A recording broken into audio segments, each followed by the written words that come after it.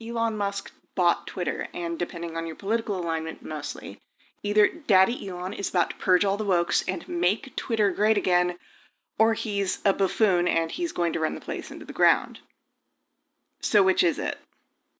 Just a little background on me. I have a Bachelor of Science in Accounting with a minor in business as one of my degrees, and I worked as an accountant or financial analyst or auditor for about 6 years. I'm currently a writer, but I think I remember enough to comment on this. So in order to answer the question, is Twitter dead?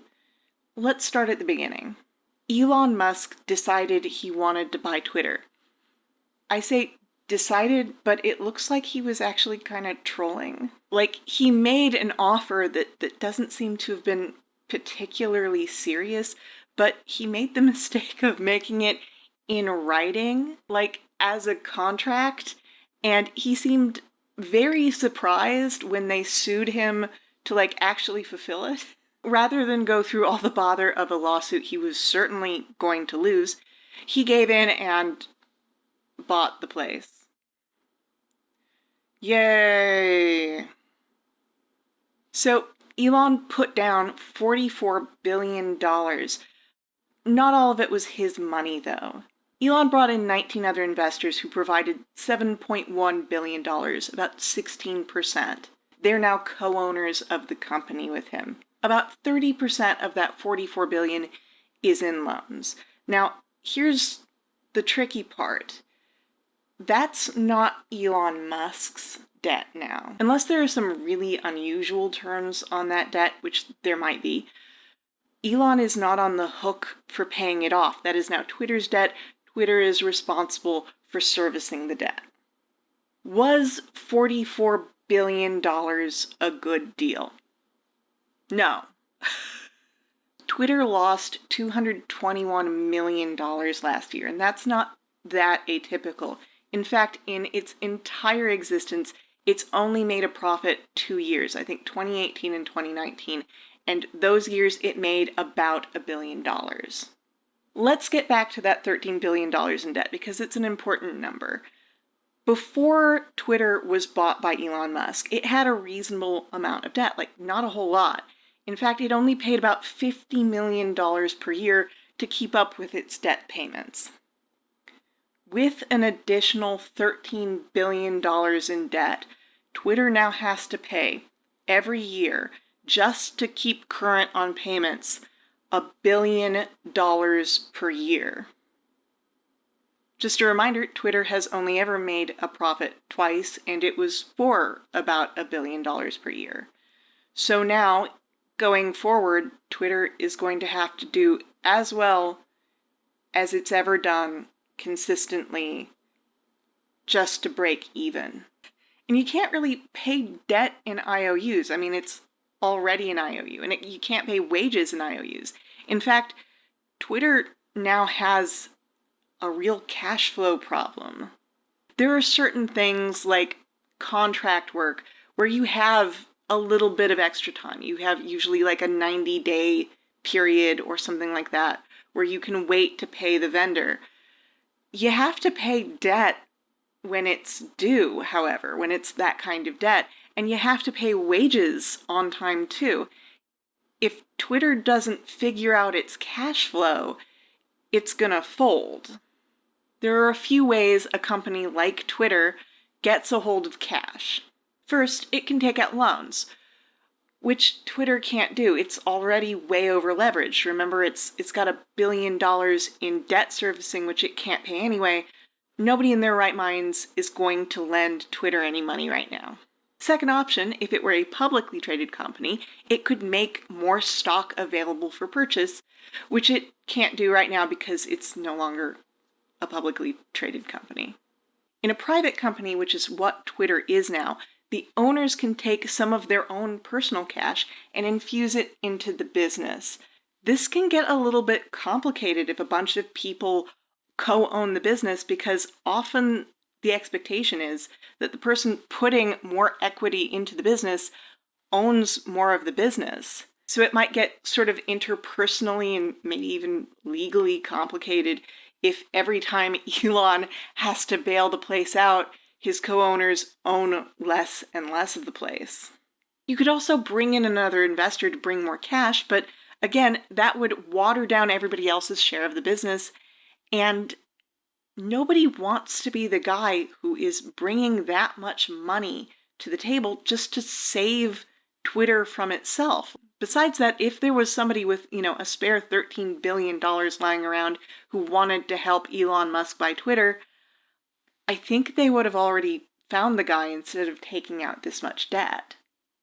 So far, of all the options I presented, Elon reinfusing Twitter with cash every once in a while is maybe the most viable one. But there is one more option. Twitter could fix its cash flow issues by making more money than it spends. That is easier said than done.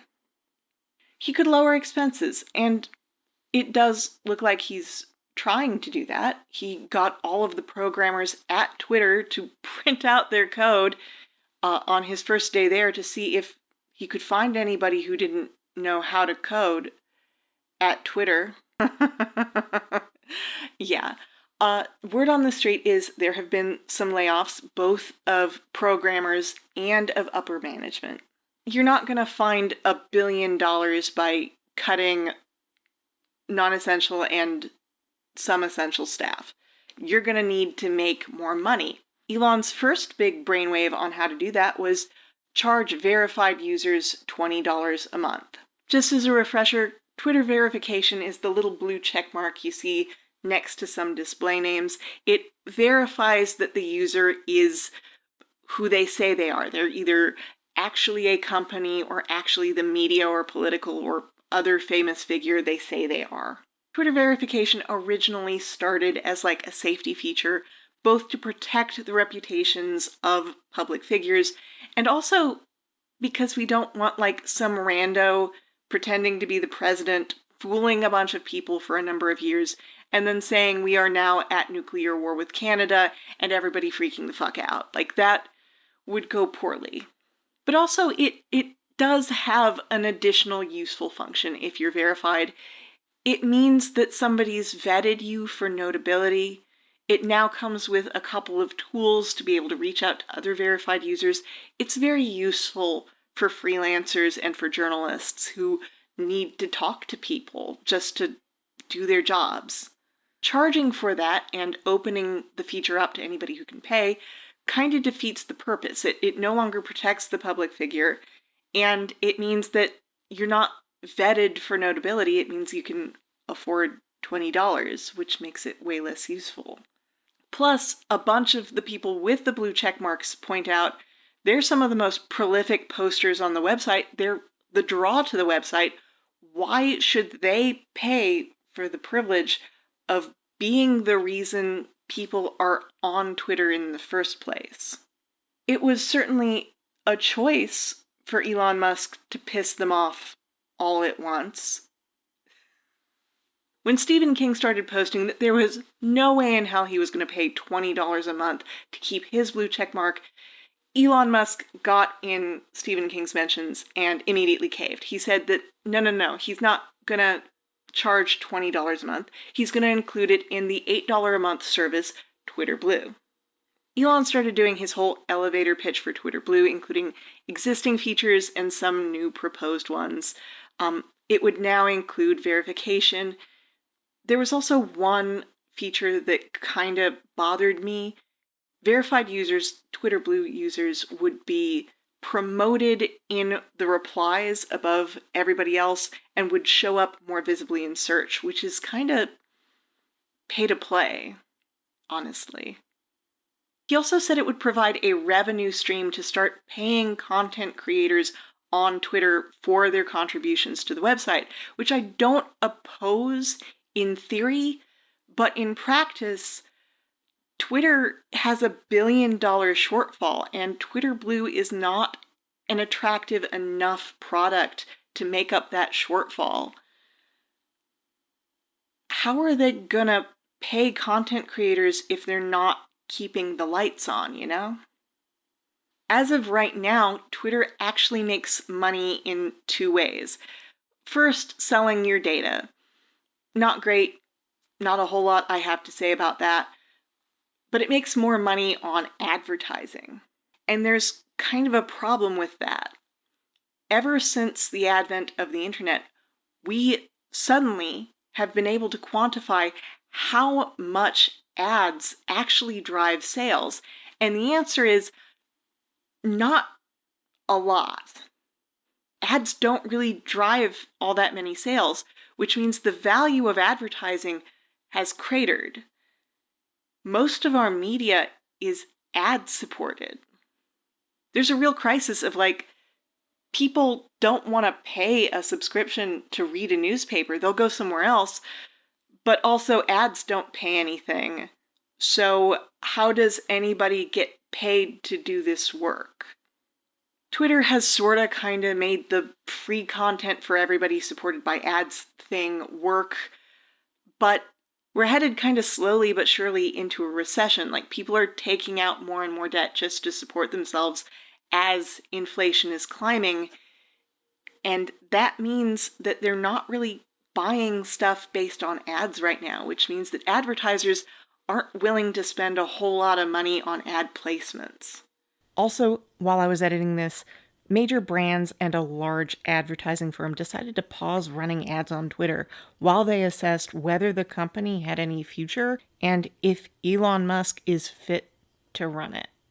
So if anything, the outlook on the amount of money that Twitter's going to be making on ads for the next year or two is bad in the best of times and worse than usual right now. Twitter was never really good as a money-making place. What Twitter is really, really good at, that a lot of other platforms aren't good at, is that it gives you the flexibility as a freelancer to build your career at whatever stage of your career it's in. I can have one-on-one conversations with people within my literary community. I can tell my wider community that, hey, I have something for them to read or something for them to watch. I can have conversations with potential friends, with potential business contacts. It's got a lot of flexibility. Other platforms don't really have that. I can't really go to a random Discord server. I'm a member of the Dropout TV Discord server because I'm a big fan of them. I can't get to know anybody but other fans on there, and honestly it feels more like a forum like Reddit where you're just sort of talking into the void, and it's a pleasant void, but nobody's going to get to know you personally, really. Reddit isn't great for self-promotion. Mastodon gets thrown around a lot as a Twitter replacement. It's a lot harder to use. It is moderated by human beings, which means there's a lot of interpersonal drama around it. And not only that, but it's just got a lot more not safe for work and some kind of underground, dark internet stuff going on in the wrong corners of it. So I'm not sure it's gonna be a true Twitter replacement. With as many problems as Twitter has, and Twitter has some terrible moderation itself, it's the best that freelancers have had. And not only that, but it's honestly one of the few places that can genuinely help a freelancer or a small press drive sales. I know for a fact that if Twitter goes under, there are going to be dozens of magazines, dozens of small presses that go under. Uncanny Magazine, a big sci-fi publication, has outright said they are not viable without Twitter. That interpersonal connection, that genuine ability to network and to build a real relationship with your audience and with people you want to work with, is probably not monetizable. I met one of my best friends and my agent on Twitter. How do I pay Twitter for that? How do they track that? How do they monetize that? I got my current writing job from a friend who I'd known for many years as a writer and now, I suppose, a colleague on Twitter. In order to make money off of something, you need to be able to quantify it. You need to be able to put a monetary value on it.